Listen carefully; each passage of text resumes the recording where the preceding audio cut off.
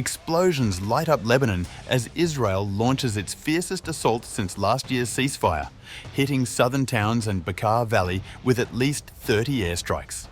Civilians caught in the crossfire. Hezbollah vows resistance while Lebanon ramps up military deployment. Iran condemns Israel, accusing Washington and Paris of inaction. Is the region teetering on the brink of renewed war again?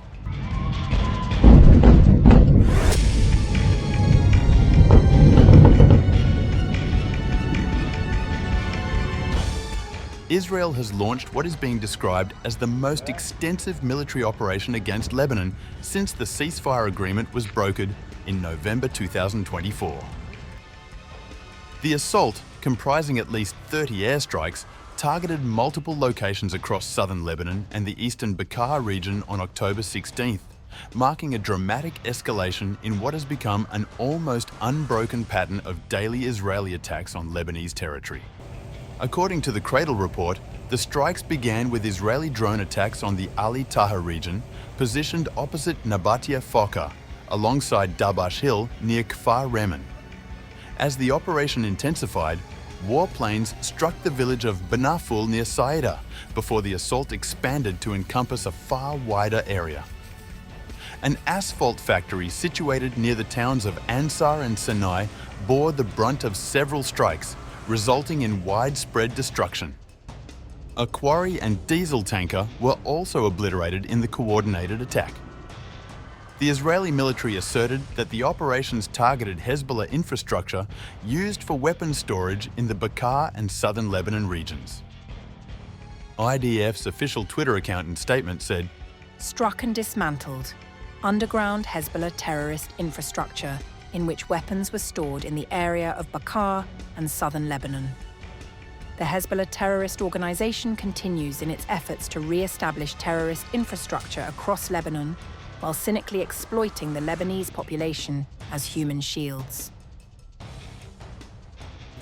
The bombardment extended to the villages of Al-Kawthariya and Al-Siad in South Lebanon, whilst an airstrike on the town of Shmastar in the Bekaa region proved fatal, claiming one life.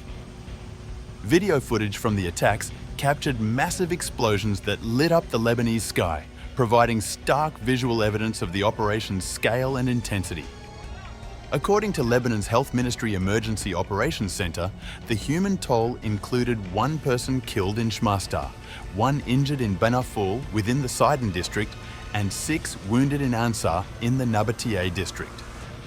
The Israeli Defense Forces maintained that the operation specifically targeted Hezbollah infrastructure utilized for weapon storage throughout the Bekaa and southern Lebanon regions.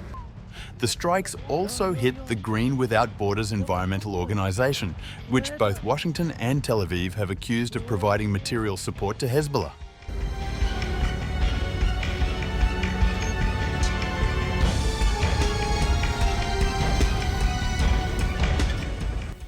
Lebanese President Joseph Aoun said the attacks had struck civilian facilities and denounced what he described as a breach of the ceasefire. The repeated Israeli aggression comes as part of a systematic policy aimed at destroying productive infrastructure, hindering economic recovery, and undermining national stability under false security pretexts. Aoun also announced plans to substantially increase the country's military presence south of the Litani River, with ambitions to deploy 10,000 troops by the conclusion of 2025. This deployment aims to ensure border security in anticipation of Israel's expected withdrawal from occupied Lebanese territory. During a meeting with UNIFIL Commander Deodato Abagnara in Beirut, President Aoun confirmed that the Lebanese army would work in tandem with United Nations peacekeeping forces to implement Security Council Resolution 1701. The plan envisions Lebanese forces eventually assuming control of positions currently held by UN troops as the international peacekeeping presence undergoes a gradual withdrawal extending through 2027. Lebanese officials have indicated that whilst resources remain severely limited, they are committed to fully securing the stretch along the Lebanon-Israel border south of the Litani River by the end of November, before progressing to subsequent phases of the deployment. Over 300 people, including scores of civilians, have been killed by Israeli attacks on the country since the ceasefire was reached in November last year.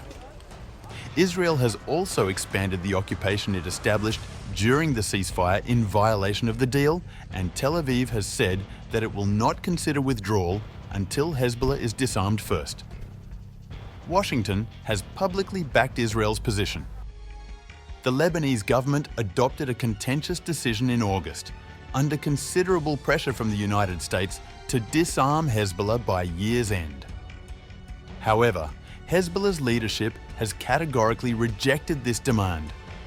The organisation has stated its willingness to engage in discussions regarding a comprehensive national defence strategy that would see its weapons integrated into the Lebanese army's arsenal, available for deployment in defending the nation when required.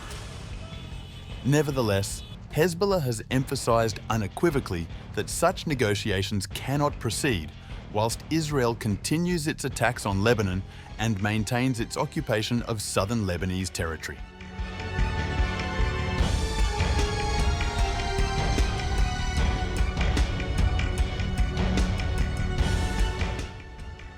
Iran has issued a strong condemnation of Israel's continued military operations in southern Lebanon, characterizing them as a blatant breach of the ceasefire agreement negotiated between Israel and Hezbollah last November.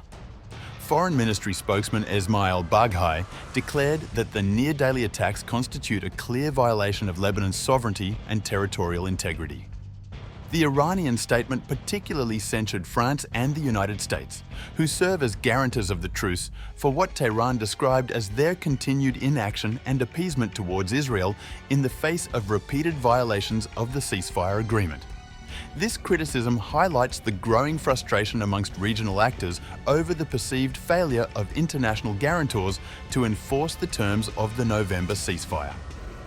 Amidst this tense atmosphere, Hezbollah Secretary General Sheikh Naim Qassem addressed a large scouting gathering entitled Generations of Al-Sayed, sending a message of appreciation and defiance to the participants. The gathering, which reportedly included over 74,000 scouts, was described by Qassem as a demonstration of strength and hope for the future. Qassem's message emphasized Hezbollah's continued commitment to resistance, framing the scouts as inheritors of the legacy of the late Hassan Nasrallah. The Secretary General's statement made clear that Hezbollah views its struggle as extending beyond Lebanon's borders, maintaining that Palestine and Jerusalem remain central to the organization's mission. He asserted that neither Israel nor America would succeed in defeating Hezbollah, and that the group's banner would remain raised despite ongoing challenges. With you, we will not be defeated by the usurping Israel, nor by the tyrannical America. Our land has been molded with the blood of our martyrs, so we will remain, continue, and live in our country, Lebanon, as a free and independent master. With you, Palestine and Jerusalem will remain our path to righteousness and our compass towards the good of the region and humanity. With you, we will face challenges with the highest sacrifices, and our banner will remain raised and strong, God willing. The situation in Lebanon remains volatile, with the ceasefire appearing increasingly fragile as Israeli strikes continue unabated, and Hezbollah maintains its armed presence and rhetoric of resistance.